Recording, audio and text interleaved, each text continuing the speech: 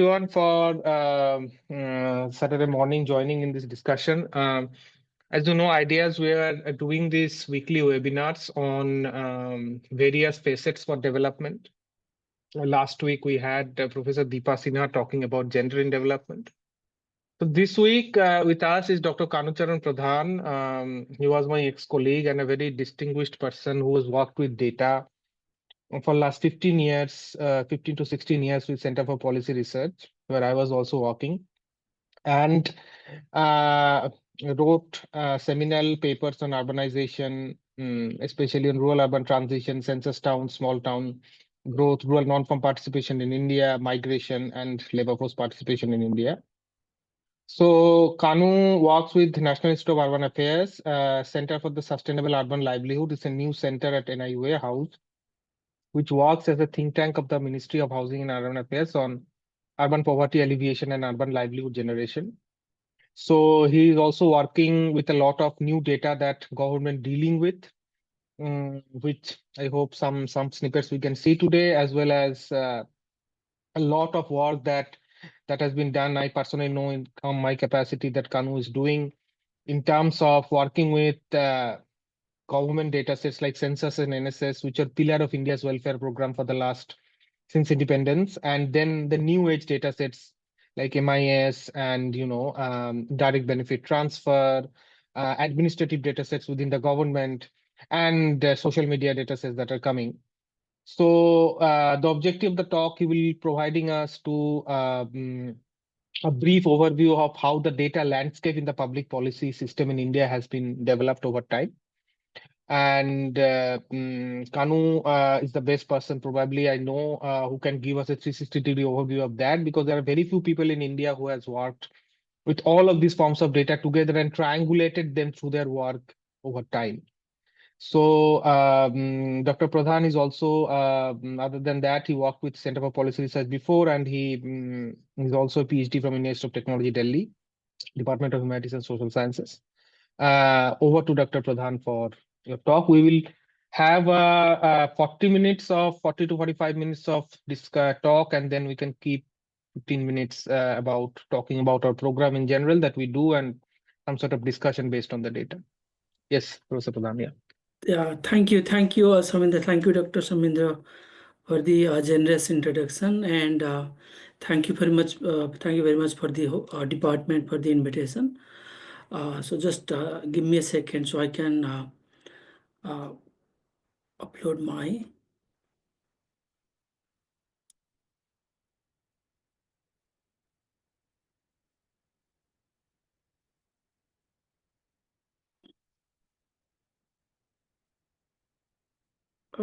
Can you see the presentation? Yes, we can see that. Yeah, it's good. Yeah. Yeah, good morning, everyone. As you said, Samindra, so it's a Saturday. Also, some part of the country it's a Holi. So double holidays. But yeah, thank you very much for joining. Actually, I attended the last week talk by Dr. Sinha. So it was very interesting because recently I'm working something related to care work, women's domestic work. So it was interesting for me to learn a lot of things from that presentation. But what I realize, my presentation is really, it might be slightly different from that presentation because it is not going to focus like one particular topic. It will cover like examples from different types of data and what I have learned over the years working with different data sets. As we all know, this topic is about like data and development. So this is a like field, it has changed a lot, at least in last 20-30 years because of technological digital development. I think that is the like biggest reason for those changes. Now we have like more data available, new data available. So there is a like vast number of data available to us as a researcher or a like practitioner in development studies. So it creates a like large a lot of opportunity for us to actually look at areas which were previously unthinkable of. But at the same time also, all this data has their own challenges or creates separate challenges for a researcher. As a researcher user, we have to always keep updating ourselves with those skills, tools, techniques. So it's like opportunity as well as a challenges for a researcher. So my objective is to actually how like I started as a researcher primarily with our old data and SSO sensors. Then we moved into say different types of administrative data.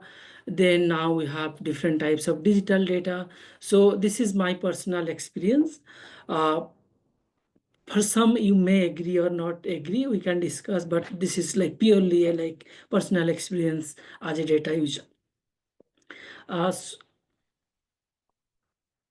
Okay. So we're talking about like two concepts here. One is data and development. I think development, we know it's like very much like much bigger concept, a broader concept. When we are talking about development, we are talking about something that can improve our quality of life or standard of life. For development, income or GDP or any kind of economic measure, that is something necessary, but it may not be necessary. It may not be sufficient. There are like various other aspects that is crucial for when you are talking about development, whether it is health, education, or even like different types of freedom, climate, political. So it's like much bigger term. On the other hand, data is a like simple, it's a piece of fact. We can, it can be like number, a reward, or any kind of useful information. So in data, we always like categorize it into like quantitative data and qualitative data. Quantitative, basically we can measure it. Qualitative is we cannot measure it, but it has some like description. So this is the like standard quantitative qualitative distinction. Then also we can distinguish the data into structured data and unstructured data. Structured data, basically there is a like clear structure. A like common example would be like our Excel sheet or CSV file. It has like row, column, so it's much easier to use. On the other hand, we have unstructured data, which is like a lot of text or image, video. Yeah, then in between is like semi-structured data, which has like little bit of structure, but it's not like a properly organized data set. So how these two terms like data and development, they are interlinked. So as an economy, like it's our resources is always limited. Our government or policymakers, they always try to consider multiple options, then prioritize something over others. So for those kind of actually targeted interventions, it is important to identify what are the needs or gaps in a society, and for identifying these gaps, I think data is crucial to give us uh, number based or like fact based evidence, and then we can use those data to make informed decision making. Also, data can be used to monitor progress our society on different aspects. So in these presentations, I am basically dividing all data into three broad types. Uh, these are not the exhaustive list, but I'm just making it for the sake of simplicity. So I am first type is traditional data. So these are data something like census and survey data. These data are like very old. I'll talk about later. So these are like old data. Most of this data usually they are government data, but nowadays we have also non-government or research think tank data. Uh, they are collecting or conducting surveys. The aim of this data is direct to support policy making or monitoring progress of a society. Most of these data are like structured, so it is easy to use, and nowadays they are like freely available. Administrative data, this is not new. This is actually, you could say this is much older than even our traditional data, because any kind of policy interventions, it creates a data. And in most cases, it is generated by government officials. But in recent years, the availability of this data are becoming much more easier than before. If you look at the structure of the data, they are mixed. Some data you could find structures, others are like completely unstructured, and their access can be, mostly they are free, but but they could be restricted. So it's very someone like, we have to get approvals, or they are like a firewall. A lot of restrictions are applied to get access to this data. And third data is much more like recent data, we could say 20 years kind of data, which are data generated as a result of boom of the digital area. Most of these data are private data. Some of them can be like government data. So like a common example of like user generated digital data is like our Facebook, Twitter, and YouTube data. And in most cases, uh, they are unstructured, and their access mostly restricted. There are various like APIs, privacy issues in accessing those data. And in user generated data, how those generated, basically that reason can be complex in some cases. Like YouTube, some part of this data is financially motive, others is like Facebook, users are like trying to give their own expression or something. So in this presentation, I'll just cover these three kinds of data. I'll try to give at least one example of one each of these data, and share my experience, how I have used and what I have learned and not learned from those exercises. Also, I should just clarify at this point in this presentation, I might be focusing more on quantitative data, but that doesn't mean that quantitative data or qualitative data, they are like one is better than others. Actually, quantitative, qualitative data, they complement each other and equally important for any kind of research. Simply, I'm focusing on quantitative because my more familiarity with the quantitative data, even though I have worked with some qualitative data. Another thing is uh, we are not covering GIS data is in this lecture, because I think the complexity of GIS data is it's much more complex. I think a separate session or separate discussion around GIS data would be useful. Also, Dr. Samindra, I think he is an expert in GIS data. He would be a better person to uh, talk about GIS data than me. So with these limitations, I will skip to move to traditional data.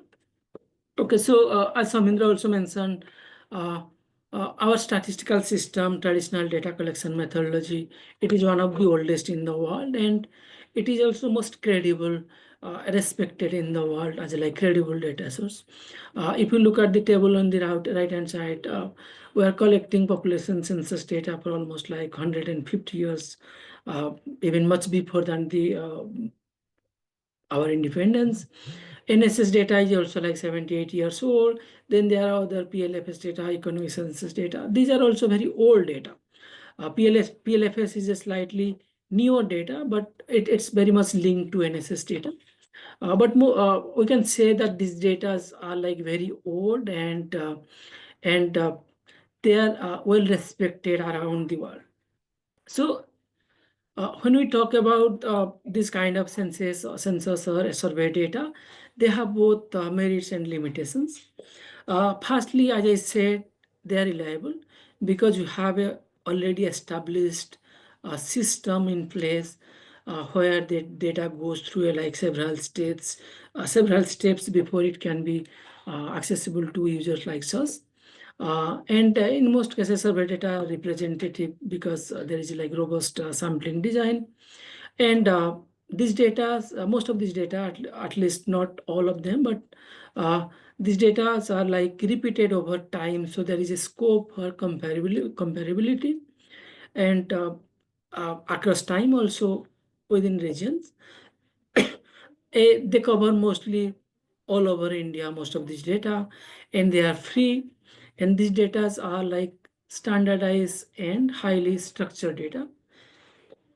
There are challenges, like if you look at census data. So this data is collected once in 10 years. This is same for many of these NSS data. So the gap between different round is very long. If you look at the consumption expenditure data, the last was in 2021, then the recent was in 2022. So it almost took like 10 years to actually get a consumption expenditure data. Then there is a delay in data release. At least we can, there is a lot of progress in this aspect, but at least we can say this per census data. We could see there like some data which we get after like 3, 4, even 5 years after the census being conducted. Then the third problem, major problem is uh, data accessibility or data release is it's very much limited. If you look at census data, actually there are many useful data. Some are related to migration, they are not being released. And there is no particular reason why they are not being released, but they are not released. So it's like a bad thing, because we are spending so much of money for collecting those data, but we are not using them for any kind of policy making or development discourse. So that is the unfortunate part of some of our uh, old traditional data system. So what I'll do, I'll just give you one example how we use this traditional data for policy making. So this is something actually I borrowed from last lecture from Dr. Sinha's lecture, and I add something to just make us think how this data can be useful for policy purpose or as a user, as a researcher. So if you remember Dr. Sinha's last lecture, she was talking about labor force participation rate, and particularly female or women's labor force participation rate. So as we all know, in the labor force participation rate for women is in India is one of the lowest in the world, very much comparable to many of these uh, I think Gulf countries. If you look at rural urban labor force participation rate for women, it is much more uh, lower in urban areas than rural areas. So in literature, we have different aspects which are being contributed or at least explain those kind of low participation rate. And we all know like social cultural norm is like the most talked reason for those low level force participation rate. Also, we know about U-shaped curve. Then we also know about like unsafe working condition for women. But I'll just talk about the last point. In India, if you look at women's time, uh, in a day, actually they spend a lot of time on household responsibility. So household responsibility, it can be two types broadly. One is your domestic duties like cleaning, cooking, all those kind of things. Then other is like uh, care service, whether child care or any kind of elderly care. So if you look at the time use survey data for say to 2019, because we don't have the recent data for 24, and if you look at that data in urban area, working age women in the age of 15 to 59, they spend around 7 hours a day on these kind of unpaid activities. In most cases, these are unpaid activities.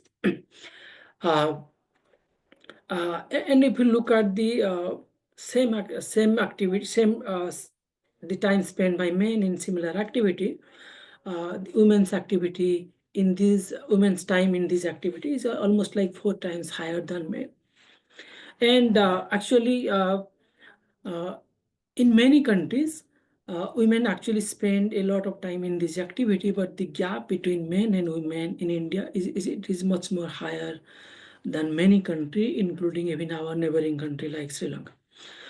So this is something I think already talked about a lot in the literature, but what I want to share with you something. I was like looking at the data and I found something useful. I thought it would be useful to share with you. So if you're familiar with NSS data, particularly the PLFS or any kind of employment data, so the standard way to calculate labor force participation rate is usual principal or usual subsidiary status or the usual status. They are slightly different from each other, but result wise you don't find much difference between these three. So what these activities is basically say, these are like based on major time criteria in last 3 years. So they will ask in which activity a person spend most time in last 1 year. So that is the way we define our principal status and we calculate the labor force participation rate.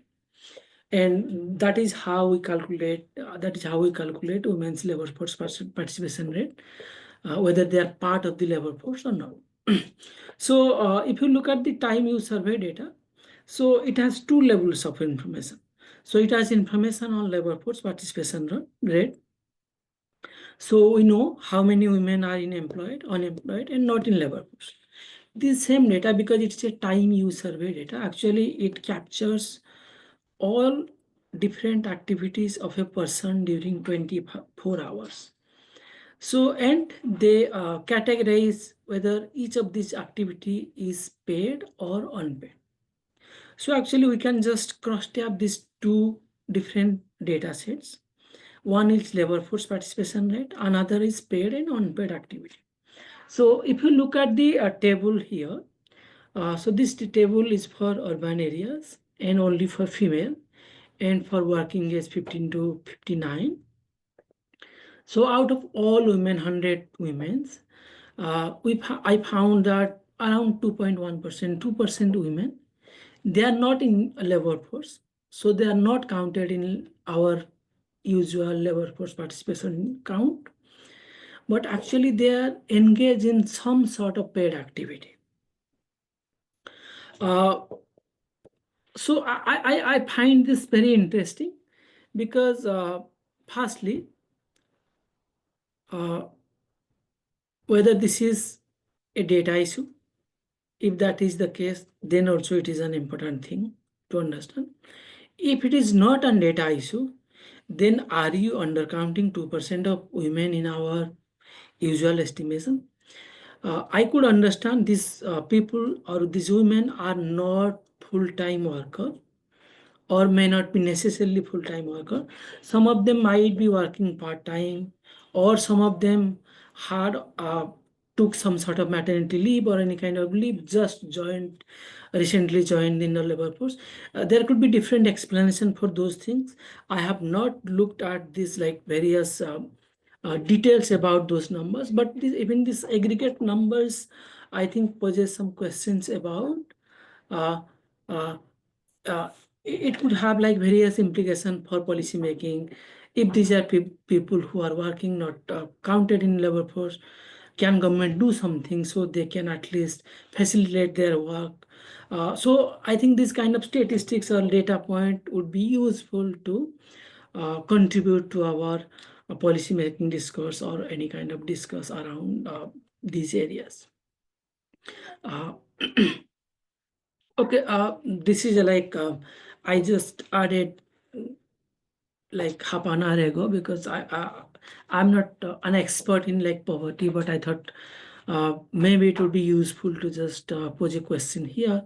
So you all know that for last 10 years, we didn't have a official poverty number.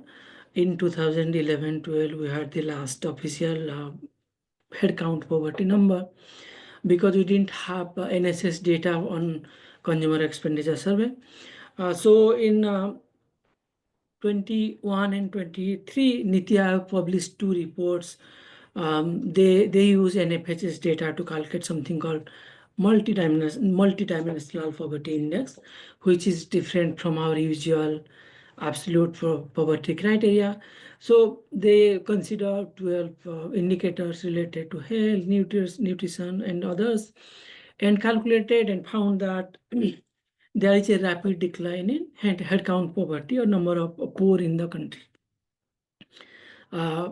So if you look, recently there is a paper published in APW by Himanshu, Peter Lanja, and others. They actually use the recently released consumer expenditure data to calculate poverty rate, which is very much similar to the official way. So they also found that there is a lot of decline in poverty, and almost poverty rate in India is almost 5% today. 5% is actually, it's a almost a very few poverty number. So I was little unsure, how do you take this number? Because if you say that, okay, we have almost no poverty, then what about the big poverty debate we had, whether we should stop with our absolute poverty, move on, think about something else, or do you think, okay, no poor in the sense there is no poverty, because poverty is we have different indicator which is contrasting those things: employment, inflation, wage, different social indicators. So one hand no poverty, other hand we have some not so good indicator. So how do you relate these two kind of numbers? So just I thought it's useful to pose this question for us. Okay, I'll now quickly move on to administrative data, because I think I'm running a little bit of time. Okay, so administrative data, basically I said these are not generated for policy making. They are they are generated for implementing or monitoring a specific project. But we have seen in research the data being used for various research purposes. So like Pradhan Mantri Gram Sadak Yojana being used to understand its impact on rural areas. It is common to use electoral roll data for survey selection. If you look at economic survey report, or even recent paper by led Vivek Debra and Misra, they have used railway traffic data for internal migration. So these data have both merits and challenges. They are real time, high coverage. Some data can be disaggregated. Most of this data is freely available, but they have challenges like availability vary by governments. Some central government data is available, other not. Also, there is a availability difference by ministry and schemes. And most of this data may not be user friendly. We'll get data in PDF, images. If not images waveform, I will show you how difficult it can be collect this data. Then there can be accessibility issue. You have firewall, capture, all those issues. And then there is privacy issue, but we don't have a clarity about those, because we don't get any proper system or mechanism to understand whether it is legal to use government data or not. Okay. So what I'll do, I worked on a project on PDS, and if you know about something, one nation, one ration card. The idea here is to just give you one small example, just to tell you how it could be difficult actually to just create a small output. That this is my objective. So you know that the aim of the PDS is to provide subsidized food to poor people, and now it is almost like a legal rights for them, food rights. So in 2019, central government, they introduced something, PDS portability, or we call it one nation card. So the objective of portability or not is that it allows beneficiary to access food from any kind of fair price shop or ration shop across India. So it is almost like a ATM card you just carry and withdraw cash from any ATM machine. Okay, so this scheme has achieved a lot of it has a lot of achievements like almost 1.5 billion portability transactions in last 4-5 years, 3 crore portability every month. But like any scheme or any program, there are always issues. So in this case, I'm just asking a small question as an example. Okay, how this owner called the portability, it has benefited people from different social group. Okay, so basically how the portability rate varies by different social group. So for this, I just took Chhattisgarh as a case state. I considered the data for 6 months because uh, considering 1 month data could be problematic because portability or migration, it could be seasonal, so it's better to consider a long-term data. Then I calculate portability rate and the result is given in the graph. So what you saw that ST, the portability rate for Chhattisgarh, it was 6%, 6.2% versus the general, it was 38%. So you could see the large difference in the portability rate across social groups. So obviously it has various policy implications. I'm not going into that, but I'm just showing you how I use this data to do this simple analysis. So if I can show you something. So yeah, so this is, so for this I use two data. One is PDS portability data. So this is data for only one state. I'll show how you collect the data and how difficult it can be. So these are district level aggregate. You click a district, then these are sub-district, you click a sub-district, then you have fair price up, then you click, then this is the Kanu, data. Yes. are you trying to show something interactive? Because it's just showing the slide. Okay, sorry. Just give me a second.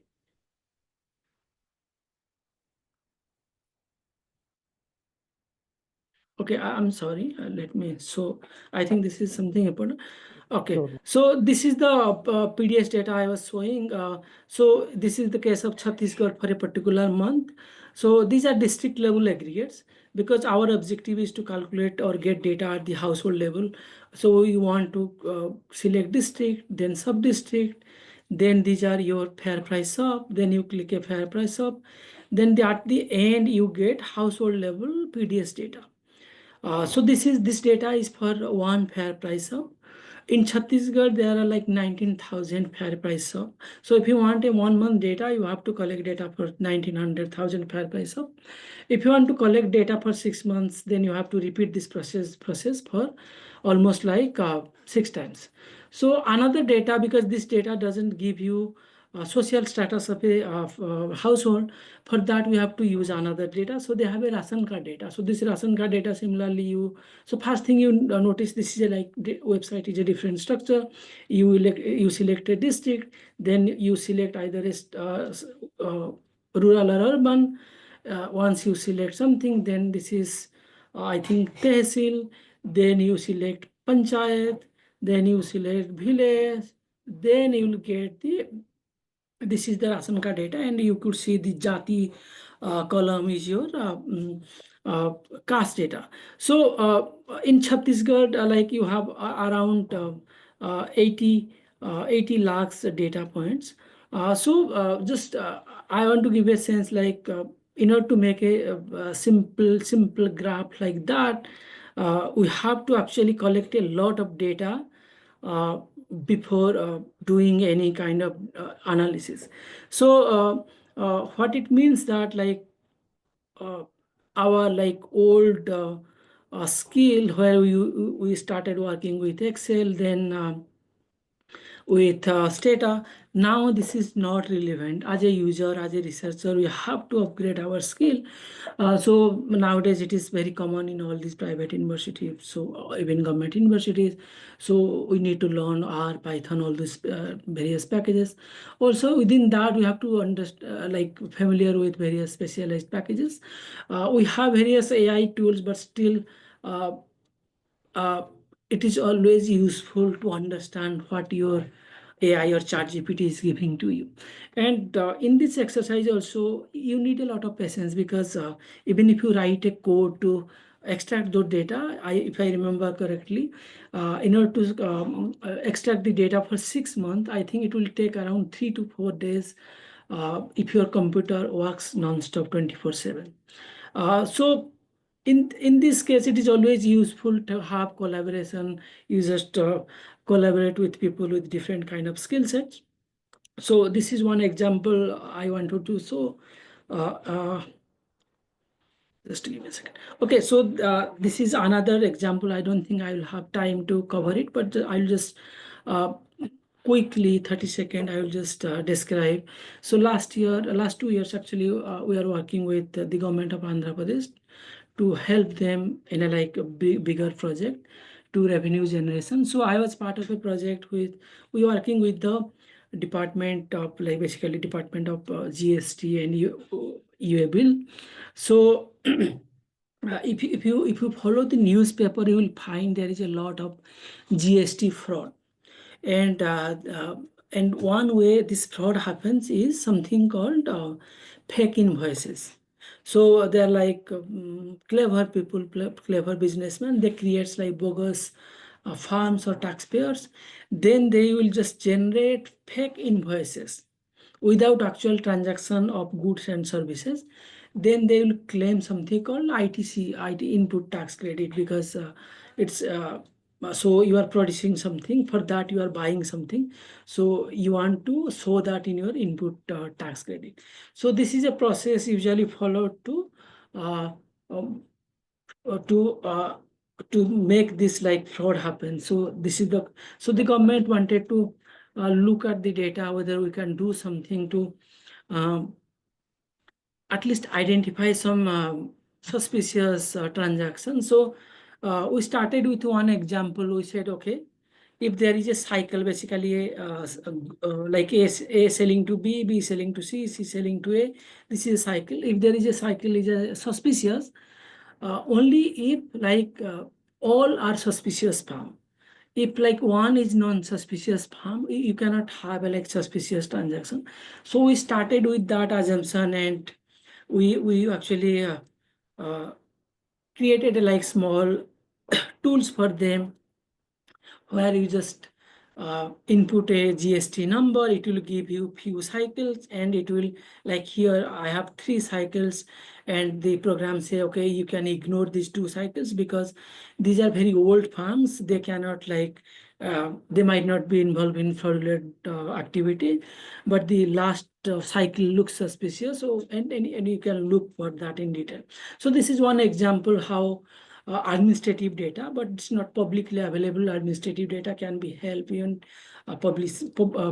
policy making. So you have other administrative data, electoral data for voting behavior, urban data. It's a scheme for understanding impact of infrastructure and rural economy. Then there is a NGO development data, which gives like details about NGO, voluntary organizations in data, including their presence, financial positions, everything. So we have now many administrative data, but while each data creates an opportunity for further work, they also have various challenges. I show you like one example. So this is, I'll just, this is my last slide. I'll take 2 minutes. So the third data is like user generated data. I was talking about Facebook, YouTube, those things. So these data, firstly, there are many data like even mobile data, Facebook data for goods. Some are like free, others are not free. In some data, there are restrictions, they have merits, demerits. The most challenging part is they are unstructured and noisy, and they are not representative, because there is always some selection bias. Then there is always privacy issues. I'll just give you a small example. A few colleagues in our office are working. So we have a small project in Kumbh Mela, Prayagraj Kumbh Mela.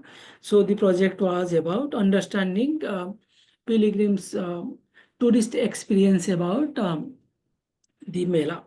So there was a primary survey, but the team also worked with something they consider YouTube data and collected some videos, 200, 300 videos, which are specially made for Kumbh related to infrastructure or other things.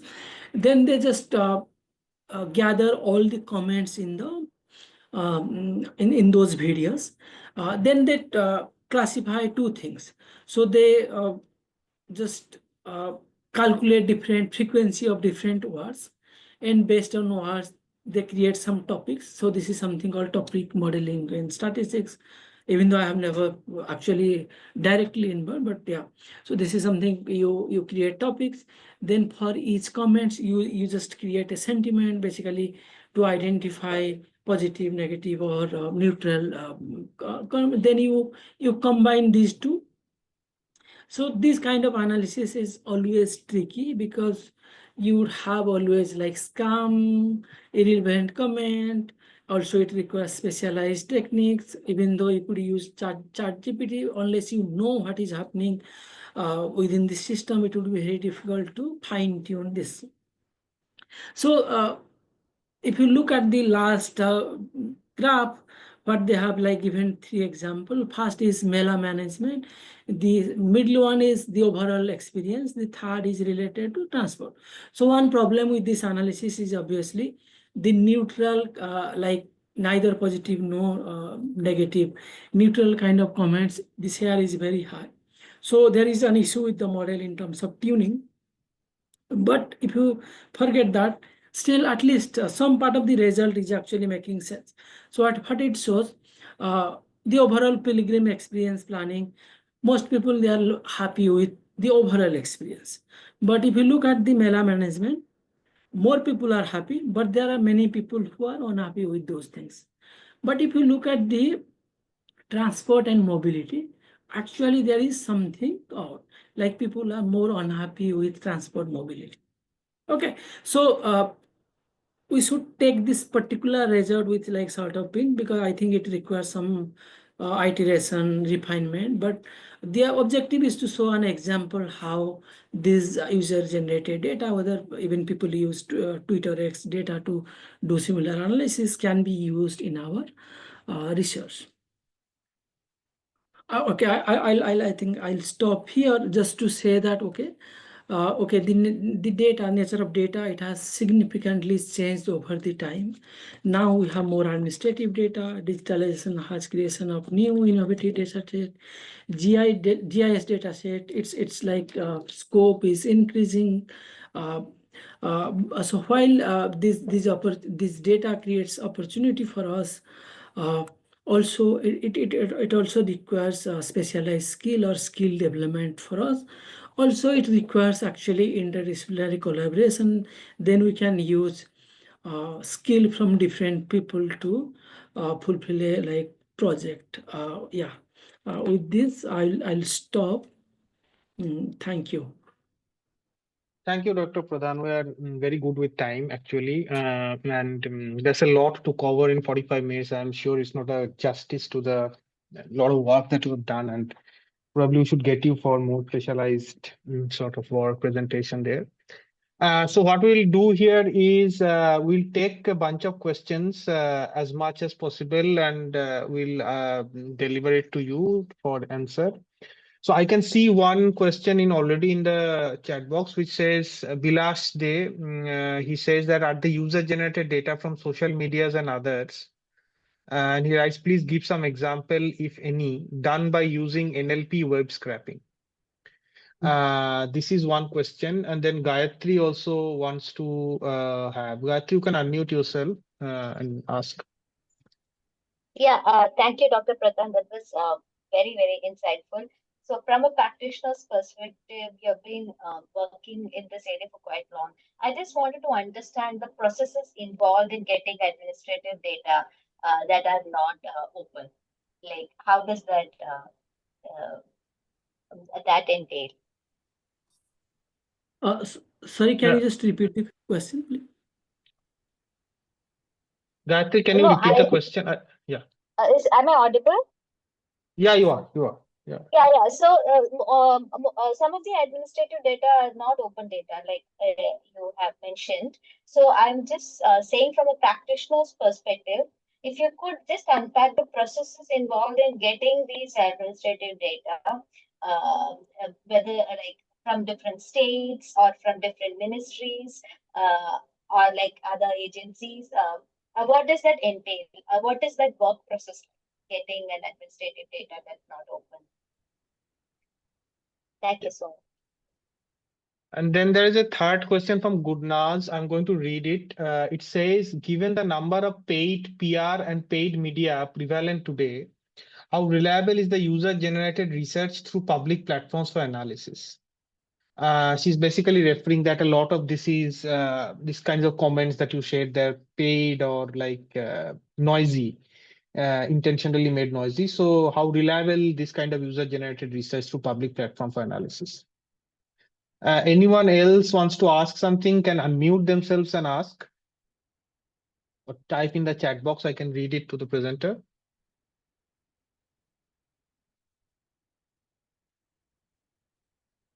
Okay, I think we can go ahead with these three questions, Kanhu, if you would like to answer. You are muted. Yeah. Sorry, the first question is about web scraping.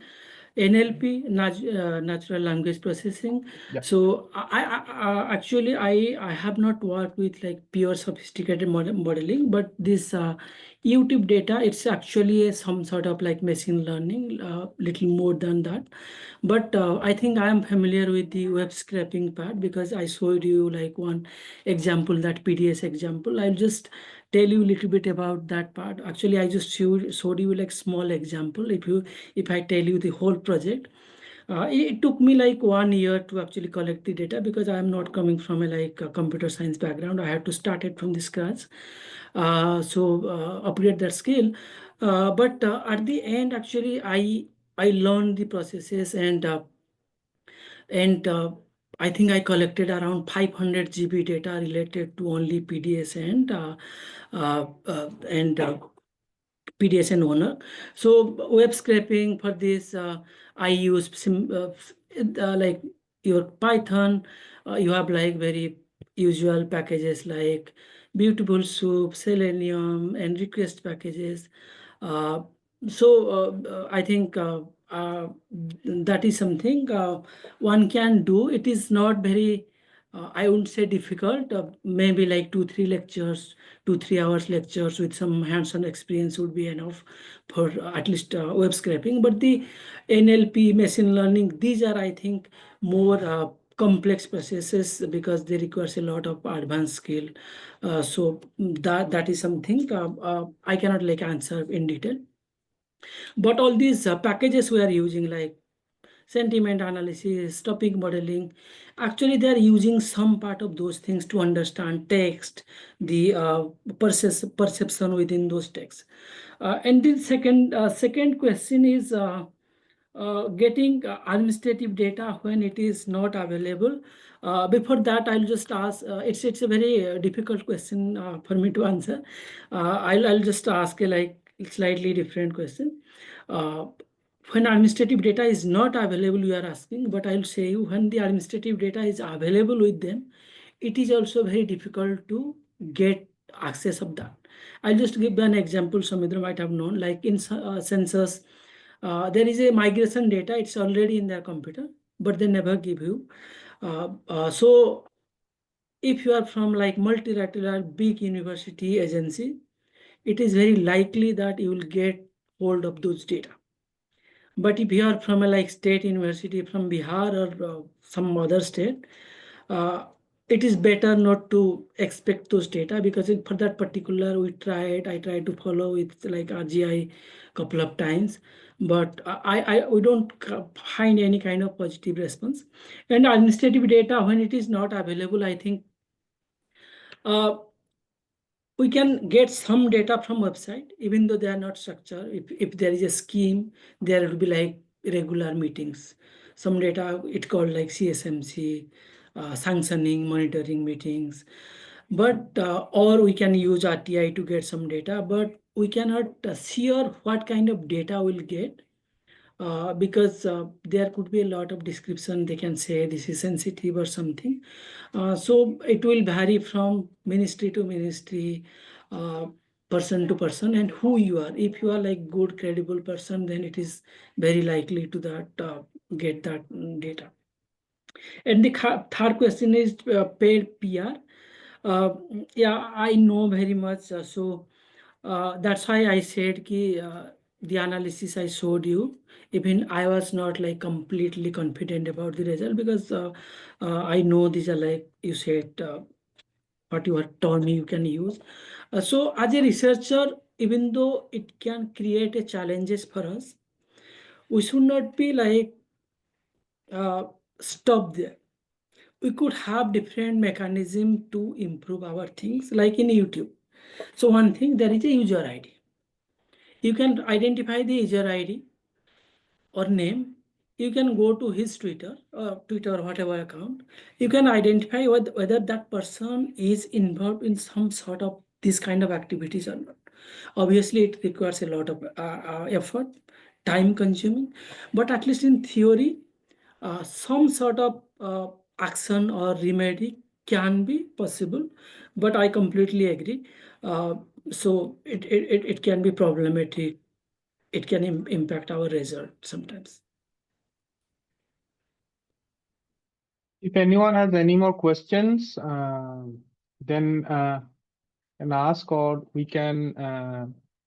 So as you can see that this provides a lot of complexities that are around data, and development practice as a discipline is going to encounter a lot of this. We are going to introduce a lot of this in our upcoming academic programs that we are launching. It's called MSc Development Practice and MSc Development Studies. The MSc Development Studies is an online program that is going to be offered for 1 year, and MSc Development Practice, a non-residential program that will be happening in the Taj facility of Jindal in Delhi. In both these courses, we're going to do different kinds of brainstorming through our curriculum about these things, because these are very relevant about the development practice. My colleague Tahiba has already put the detailed information brochure about this in the chat box. You can go and check that program about what is going to offer and what we are going to actually teaching inside that space. So what my takeaway from this whole this thing is that the landscape of database and data development has been rapidly changing. We as a researcher, for example, working in poverty, working in inequality, etc., we used to stop at NSS. Now, NSS for the last 10 years or so, the data is not different from the political spectrum, right? It's the primary tool that the politics use to shape ideas. So that's why what happens is that the collection and usage of data is also very political in nature. And you can follow any development discourse, poverty, inequality, educational discrimination, urbanization in India, you find some sort of politics that has been there. The poverty example that Professor Pradhan has given here is a very classic example that how this thing has happened. And this recent paper also told that how different methodologies in this consumption expenditure survey make it improbable to compare with the previous poverty numbers, even if you follow the same methodology. So this question becomes all the way more important, where we can venture into these alternative sources of data that has been generated every day and define new metrics and ideas about development discourses. It makes all the way more. And while doing so, there are impurities that will come through, but the learning process is also evolving. That Professor Pradhan says that through continuous upskilling, one needs to work around how to make this data set more pure and more usable, because they are going to be the future for data discourse. And in this program, we are going to talk about a lot about how these discourses are changing. That's how it will be very different from what a traditional development studies program usually offers. So thank you, Dr. Pradhan, about this. And I think it provides a very good 360-degree overview about data. And we are going to conclude here. We expect to get you more in terms of upskilling and training in our program and stars of the students or some of this and give better idea. And thanks. Thank you very Thank you. much. Thank you very much, Have a great Samendra. weekend. Thank you very much, Samendra, and everyone, like whole of your team. Thank you very much.